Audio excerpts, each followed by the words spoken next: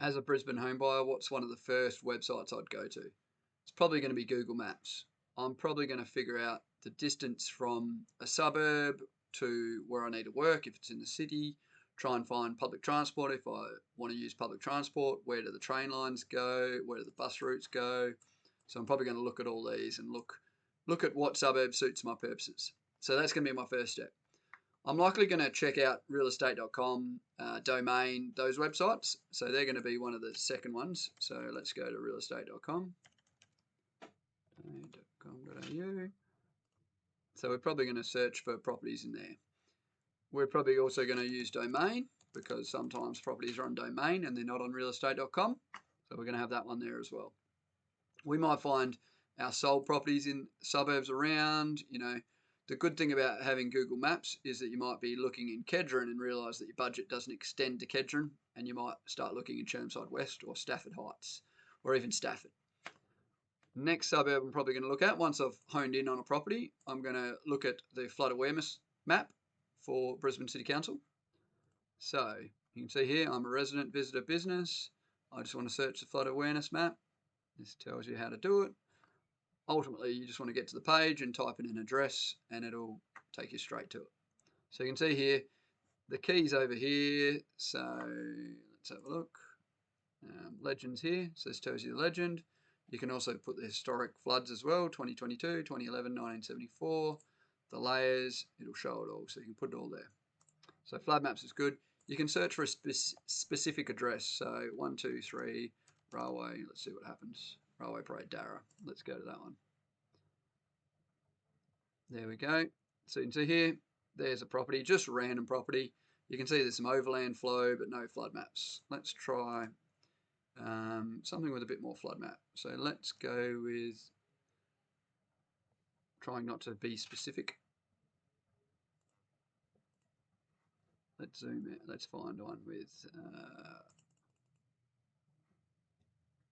let's zoom in over here. Here we go. Let's come over here to the Police Academy. There's a good idea. So you can see here, here's your percentages. So high likelihood, 5% annual chance, 1% annual chance, 0.2, etc., etc. Overland flow is the dots. So you can see here, they've got it all covered. You can also choose to hide that, and you can see the historic floods. So that's historic. So 2011 was worse than 2022 in this area anyway, and the Oxley Golf Course. Another website I'm going to choose is On the House. So what we might do is, for instance, if we're looking in Railway Parade, let's try another one. For Brisbane, Railway Parade, where's one in Alderley, I think? Railway Street, I think it is. Alderley, let's have a look at this one. This will show us what's sold in the street, estimated values for some properties. So you can see it recently sold 485, recently sold 729. So you can see here you can get a look at some properties.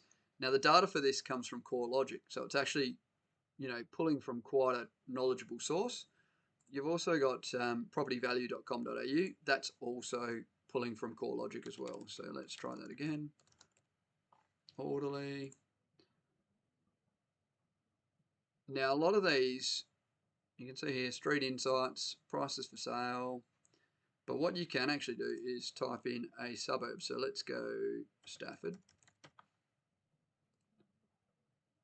And it'll give you a bit more of a suburb invite. You can upgrade, but you can see here the median price, the change 1 year. Now, again, it links to CoreLogic, so there can be a delay in some of these numbers. For instance, we know the house prices did drop 10%, but we also know they've gone back up probably that 10% again. So I always like to click on the suburb profile, have a bit of a look around. And again, you can upgrade to premium. This will give you a lot more data linked to CoreLogic. But you can see that it gives you an idea of what everything's going for. Average days on market, stock for sale. So On the House and Property Value, quite similar. I don't think this one gives you the suburb profile per se. But you can see there, all the recent sales, so it's all on one page. This will pull data from both realestate.com, Domain, and any other property website like Homely. Another one you might want to check out would be Developmenti or Developmenti. I don't know how you say it. But basically, if you're looking in an area, say Woking Street, you might pick a specific property. I don't know, let's just go 25 Woking Street, Mitchelton. Hopefully something comes up. No, okay, let's try 32 Bohot Street. So you can see here, this shows that all the details of the developments around it. So you can see applications, what the work's being carried out, who applied for it, stuff like that. This also links to CityPlan. So CityPlan is another website. I love CityPlan. It actually has all the flood maps and everything in there as well. So you can see there was the original block. You can see the 1946 map. So you can see what's a pre-war home. So you can see a lot of pre-war houses around the area. But you can also bring up some biodiversity overlays, bushfire overlays, character housing. So you can see this pink one sort of restricts what sort of house you can build, not tremendously. However, once you get to your heritage, you can see the lines, more specifically crisscross lines. They actually restrict you a lot more. So you'll be able to see, where's a crisscross? I think there should be some in here. Pre-9/11 traditional building. So you can see these crisscrosses. This makes it a lot more harder to develop. So you can see you can pick your 1946. Let's get rid of the character area. So you can see a lot of the 1946 pre-wars have this crisscross and gaps between them. So as you can see, you can bring all this up in the city plan. Again, there's the flood maps as well. Zoom out again. So you see the flood maps are in here. Flood maps, oh, that doesn't show the flood maps, the green, but flood maps aren't as accurate as the actual flood maps, but it is there as well. So look, there's so many things there. Landslide, so I can show you one for landslide is, actually it might even be outside Brisbane City Council, so that's okay. Another website I find useful is Mapping the Market with CoreLogic. This one's kind of cool because you can bring up actual cities and it'll show the change in values over this period. Wait for the internet to kick in. So you can see here, we might go to houses and we go 3-month value change. And you might go, okay, let's zoom in on these lighter blue areas. They've only seen a 0 to 3% change in the last 3 months. So whereas the other suburbs have gone up 3 to 6%, you might be able to get something a bit cheaper out there. Whereas the 12-month value change, you can see a lot of these suburbs here have gone up 12+%. And a lot of these have still yet to reach that 12% range. So you might be able to, if you're looking in Grange, you might be able to buy in Stafford, or you might be able to buy in Alderley at a lower percentage increase. So it might still have a bit more growth. However, this might be determinant on different areas in the suburb. For instance, there might be flood areas where the properties are cheaper, or there might be smaller, older post-war homes versus the bigger, more renovated homes selling. So it skews the market a little bit. So worth looking into, but definitely, if you're looking for the next suburb out and so on and so forth, you might go current median pricing. You can see that dark blue is obviously where the prices are a lot higher, or dark green in this case. And as you go further out, you can see they're a bit cheaper. Out here, obviously some higher end properties. Out here, this was probably Bridgeman Downs. Let's just zoom in a bit. Bridgeman Downs versus Castledine, right next door, a little bit cheaper. So you might be able to go, hey, there's an alternative there. McDowell to Chermside West, McDowell to Stafford Heights. So, use this to sort of get an idea of different suburbs that might be cheaper or more expensive in some cases. Now, this website's quite good. However, take it with a bit of caution because crime happens everywhere. So, for instance, there might be more car thefts in more well-to-do suburbs where there's more Audis or Range Rovers or something like that, versus the cheaper suburbs, there might be more drug-related busts and things like that. So the other thing is if there's a train station or a bus station, there's generally crime around there. Also schools, there might be more crimes reported. So if we go to Wilston, for instance, so as you can see here, as a whole,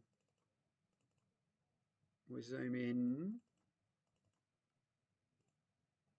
it's not too bad, but a few crimes in there. Maybe Chermside's a good one, where you've got the shopping centre. So you see the cluster is around the shopping centre. So take with it what you want. You know, depending on what there is, hospital's going to have a few. You know, shopping centre's going to have a few. There's certainly going to be, you know, peaks of crime around those areas. So good, handy, yes, but you know, every suburb's going to have crime. New Farm, let's go to New Farm. A lot of crime here. I shouldn't say a lot of crime. Fortitude Valley, the suburb. So as you can expect, you know, the nightlife brings in a lot of the crime. So a lot of stuff there. Another one, Die Before You Dig. Now this one you can get free plans. You do need to sign up. It is free to sign up. Generally, I've used this for a lot of properties. Looking for sewer maps, stormwater maps. You might not need this unless you're looking at a property with the hope of putting in a pool in the future. Generally, your property is going to have a pipe nearby. If it's not out in the street, it'll be in the backyard and vice versa. In some cases, it might be in the rear neighbour's backyard. So for developers looking to subdivide, they want to have access to a pipe. However, they may not want it in the middle of the block. They may want it out the front or be right along the back fence, things like that. But this comes in handy when looking for pipes. If you're wanting to put in a pool, you know, there might be restrictions on that. Another website that I like to give to people is advice on buying a home, before you look, saving for deposit, transfer duty. This goes into a bit more about all this for Queensland. So you can see here it's Queensland Gov website. And again, the Revenue Office, this goes into about duties, grants and property concessions, land tax, things like that. So this is handy if you're a first home buyer. There is a number of different grants and concessions, you know, stamp duty concession, first home buyer grant. There's grants for new builds and non-new builds, stuff like that. So definitely this website's handy. You know, I don't use this website all that often. Google tends to send me to the right area. However, it does provide that. So look, hopefully you found some value in these websites. Certainly I've got them all on my helpful links, bradshipway.com. And then up the top, we've got our helpful links. So they're all available here. More helpful links. So you'll find them all here.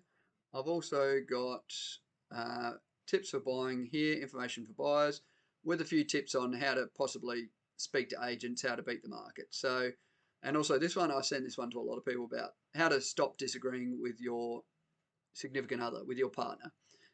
Basically, it's a simple trick that you both can do to try and find out what you're really looking for in a home. If you've got any questions or you've got any other websites you like to use, certainly shoot them to me. I'd love to see what you use while looking to buy a property in Brisbane.